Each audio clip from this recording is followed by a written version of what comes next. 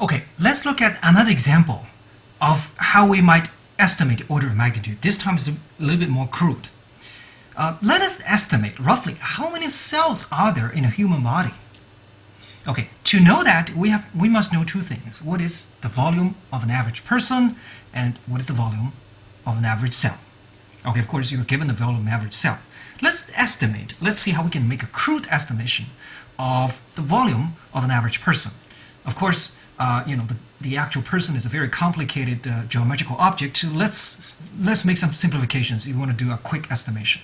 Okay, let's say we approximate the person as in the shape of a cylinder. Okay, just to get an order of magnitude. The height, the width, and the depth. Let's say the height, okay, from head to toe. A typical person would be somewhere between 1.5 meters to 2 meters. Okay, so as an approximation, shall we say 1.7 meters?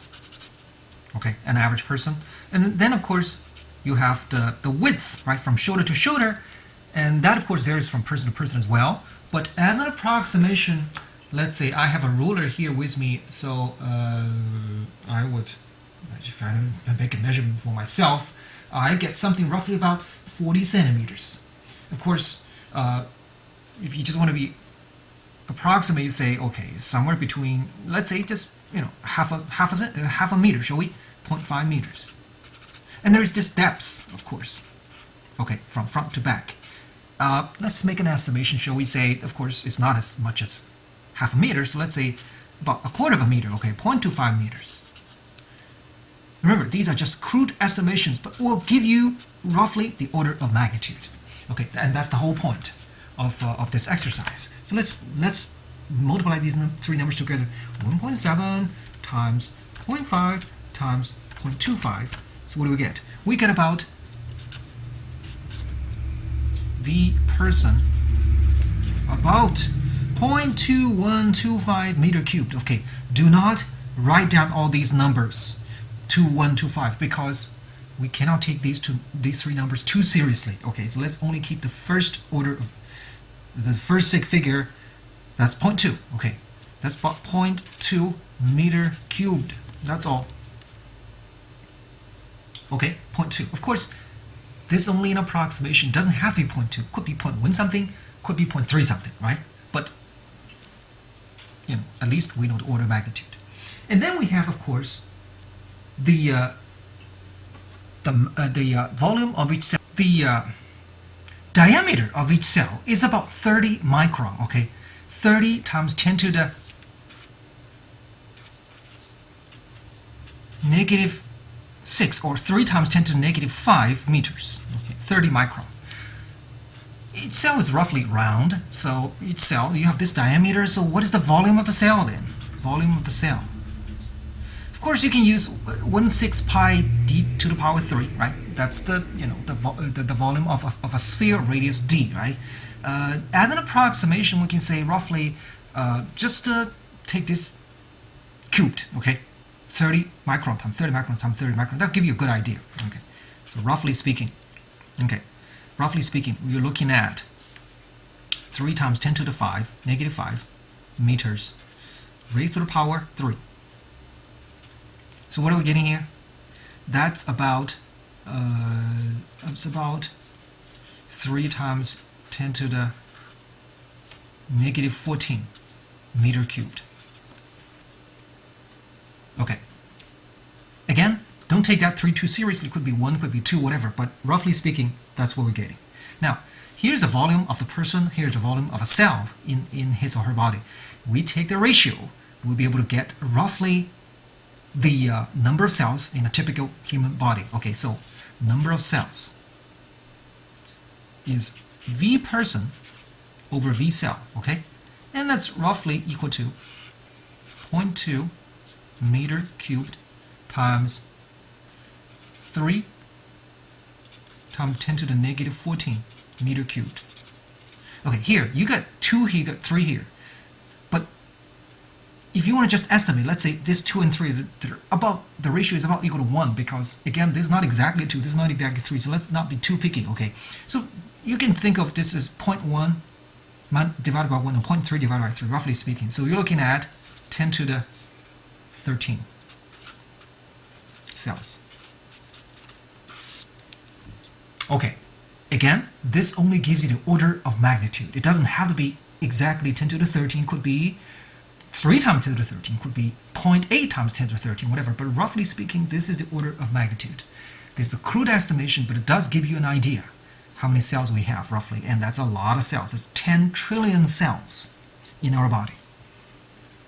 Besides scientific notations, another common way we use to deal with very large or very small orders of magnitude is to use prefixes, and we already mentioned some of these prefixes, such as what a micron, what a kilo is, and what a centi is, right?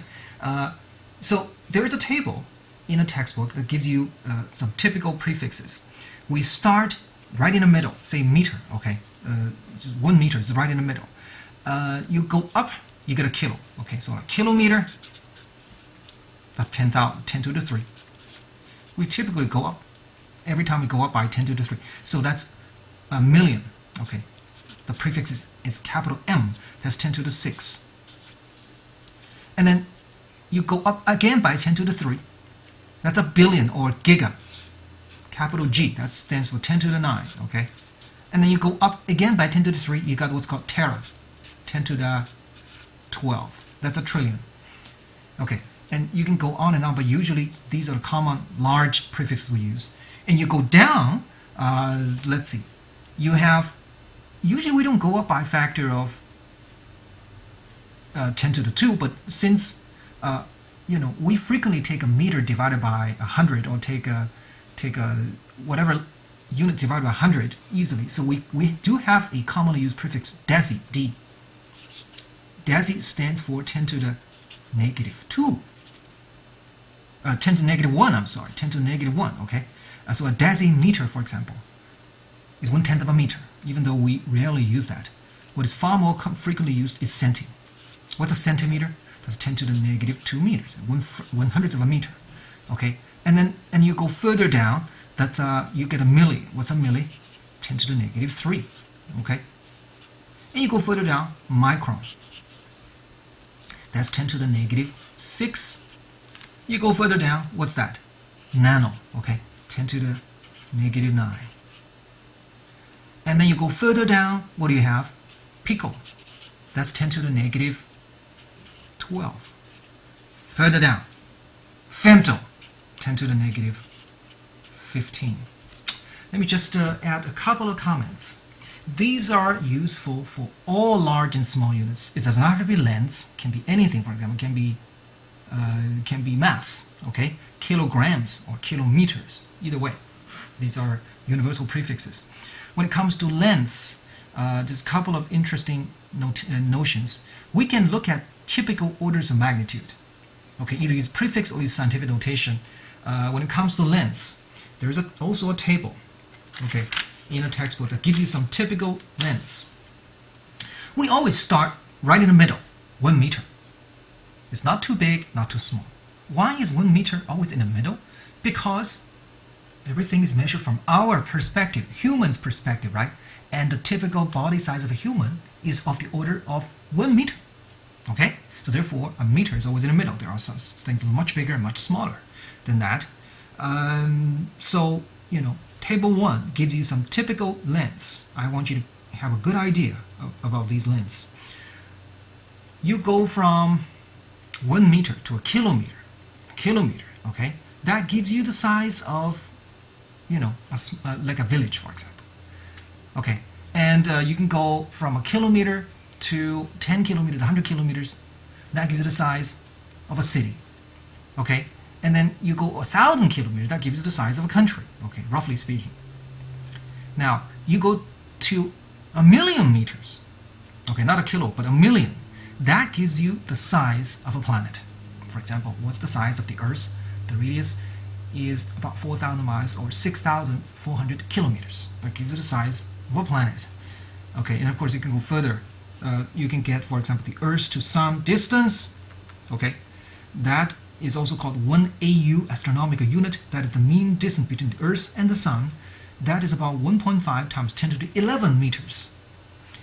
And if you want to go further, you can also you will find that probably in astronomical distance you probably don't want to use meters because that number is simply too small. You don't want to weigh an elephant in micrograms, do you? So why would you use a meter, such a small unit, to measure the Earth to Sun distance or something even bigger? You can of course use scientific notation, but you can also use other units such as light years. What's a light year? A light year is the distance traveled by light in vacuum in a whole year. Okay, and how many meters would that be? If you multiply the speed of light and the time in 1 year, okay, which is 300,000 meters per second times 3.15 times 10 to the 7 seconds in a year, you get about 9.5 times 10 to the 15 meters. That's about 6 trillion miles, by the way. Okay, so light year would be a good measurement for astronomical distances. For example, the closest star away, aside from the sun, okay, the closest star from us, aside from the sun, is about 4.2 light years. Our Milky Way, for example, is a disc-shaped object. It's a disc-shaped collection of stars. There's a central bulge, and this is the side view, okay? From here to there, it's about 100,000 light years. In other words, it's going to take light 100,000 years to go from here to there. And there's a central bulge, which is about 6,000 light years deep. And away from the central bulge, it's kind of thin. It's about only 2,000 light years. So that gives you some idea of a typical galaxy, such as the Milky Way. Okay, now what about the size of the known universe? The most distant object we have ever observed is called a quasar, okay, whatever that is. And that distance is as far as we can see in the universe with today's technology. And that distance, according to the table, is about 1.4 times 10 to the 26 meters. Now remember, a light year is only 10 to the, it's about only 10 to the 16 meters. So we're looking about 10 billion light years, okay, from us to the most remote places we have ever discovered in the universe. So that gives you some idea about lengths on a large scale. On a smaller scale, you have centimeters. Okay, by the way, you should know how to convert between an inch and a centimeter. 1 inch is equal to 2.54 centimeters, a millimeter, and a micron, and so on. A nanometer, that's 10 to the negative 9 meters. I'm sure you have heard this term called nanometer technology. Okay, a nanometer is a fascinating length scale because it's the size of a large molecule, such as DNA molecule. Okay, it is also the size of a small collection of regular molecules put together. So at this length scale, you start to see individual molecules, but it's still large enough for us to make devices. So we can make very small devices on a nanometer scale to probe molecular behaviors. This is called nanometer technology, and it's got a fascinating application in many areas of physics and other sciences, such as medicine and biology. Okay, if you go further down to pico, and then femto. Why do we call it femto, by the way? 10 to the negative 15. Actually, this is named after Enrico Fermi. Enrico Fermi, an Italian physicist, the father of modern nuclear physics. Okay, the typical atomic nucleus has a size of about 10 to the negative 15 meters. It's otherwise known as a Fermi, Fm. That is why we say 10 to the negative 15 meters named after him, F standing for Fermi. Okay, so that's the typical order of magnitude for time, and please also take a look at the typical order of magnitude for that's for lengths, right? Also for time and for mass. I want you to have some good idea about typical magnitudes. Every time we introduce a new physical quantity, okay, such as for example speed, acceleration, not only do I want you to know what it stands for and how to calculate it with a formula, but equally importantly, I want you to have some good idea about the typical orders of magnitude, so that when you do a calculation, you get an answer, right? Using a calculator, whatever. Does that answer make sense? Okay, does that answer make sense? If you have some good idea, roughly how big or how small that quantity is under normal circumstances, then you have a good idea whether your result makes sense or not. For example, I recall in one time I asked students to calculate the depth of a lake using free fall technique, whatever. So they did this calculation, right? And the answer should be around, I remember, should be around 10 meters, like 30 feet, right? Well, that makes sense, okay? Then if your answer is like 20 meters instead of 30, even though it's not quite right, it still at least makes sense, right? It's 20 meters or about 60 feet. It still makes sense. But then again, I got answers all over the place. I got answers as little as a millimeter. Okay, now that is a very, very shallow lake, right? It's a millimeter. You can see the bottom immediately. It's almost dry. Okay, and if you dive into it, you're gonna die. Okay, that's one thing. But at least, it's not physically impossible. It's just nearly dry lake, even though you should really be suspicious about your answer. But then again, I got also answers on the other extreme, very, very large. I got answers like 10 to the 7 meters. Well, folks, the radius of the Earth is only 6 times 10 to the 6 meters. If you have 10 to the 7 meters, this lake goes all the way from one end of the Earth to the other end with some depth to spare. Do you really think it makes sense? Some people don't care. They just copy it down, okay, from whatever the calculator tells them.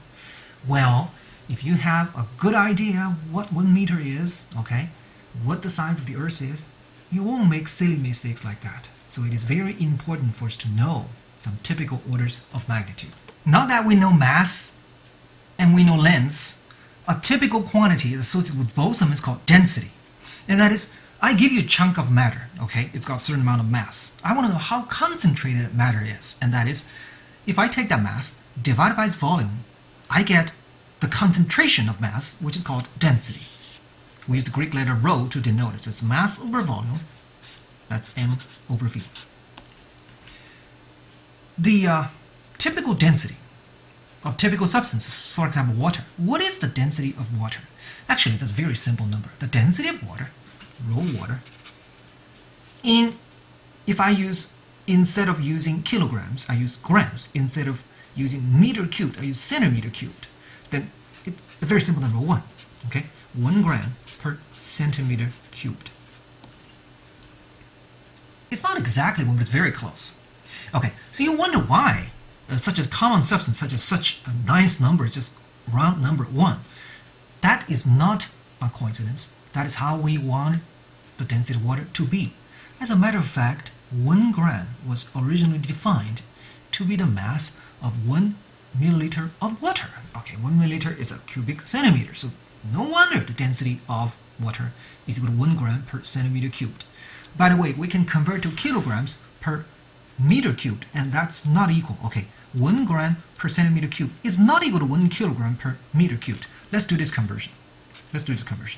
1 gram, I must convert gram to kilograms, right? So every kilogram is equivalent to 1,000 grams.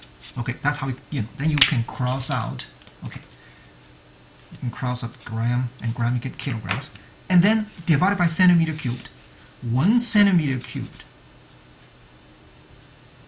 1 centimeter can be converted to 1/100th of a meter. Okay, in other words, you have 1 meter divided by 100 centimeters. That's the conversion. That's how you go from centimeter to meter. Don't forget, I have to raise the whole thing to the power 3. And you do that, you find the density of water in kilograms per meter cubed to be 1,000 kilograms per meter cubed. Okay, so every cubic meter, that's a big chunk, okay?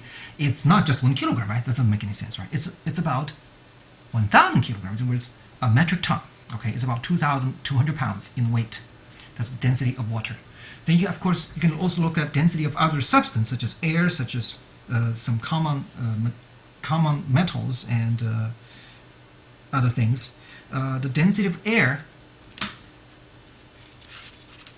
It's about 1,000th of density of water. It's about 1 kilogram per meter cubed. That makes sense. It's very, very light. And then the density of common metals, for example, iron is about 7.8 that of water, and so on.